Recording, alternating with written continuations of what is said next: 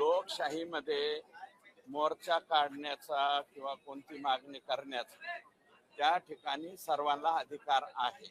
मी त्याच्याबद्दल काही म्हणणार नाही, परंतु माझी भूमिका मी अगोदरच सांगितलेली, त्याला डबल सांगण्याची गरज नाही. पोलिसला जर वाटलं त्याच्यामध्ये यत्किंचित सुद्धा बजरंग सोनवणे यांच्या मुलाचा हात आहे तर पोलीस त्यांना अटक करतील. आणि जर त्यांना वाटलं नाही, काय आहे की साधारणतः अशा मर्डर केसेस मध्ये 5 पेक्षा 6 पेक्षा 7 पेक्षा ज्या प्रकरणामध्ये आरोपी असतात, कधी कधी एखाद दुसरा आरोपी हा केसचा निकाल शेवटपर्यंत लागेपर्यंत सुद्धा भेटत नाही.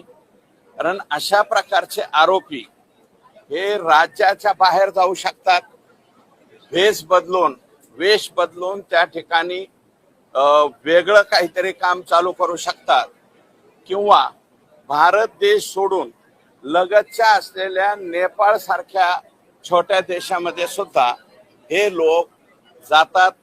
त्याच्यामुळं दुर्दैवानं असे आरोपी भेटत नाहीत. CIDचा, कारण हा तपास CID कडे आहे, CIDचा पुरेपूर प्रयत्न त्या ठिकाणी आहे. ऊसतोड कामगारांचं ऑक्टोबर महिन्यामध्ये साधारणतः आपला गळीत हंगाम सुरू होतो. गळीत हंगाम सुरू होण्यापूर्वी आम्ही आत्ताच मुख्यमंत्री महोदयांना निवेदन दिलेलं आहे की हा करार मागील 3 वर्षाचा करार संपलेला आहे. महागाई मोठ्या प्रमाणावरती वाढलेली आहे आणि मागच्या वेळेस 34% भाववाढ मिळाली होती. यावेळेस सुद्धा ऊसतोड कामगारांच्या संघटना, साखर संघ आणि साखर आयुक्त आणि सहकार मंत्री यांनी लवाद जे आहेत दोन्हीही ठरलेले, त्या लवादाच्या समोर लवकरात लवकर हा विषय मांडून पुढच्या 2 महिन्याच्या आतमध्ये त्याच्या बाबतीतला निर्णय घ्यावा, म्हणजे सुखरूपपणे ऊसतोड कामगार ऊस तोडायला जाईल.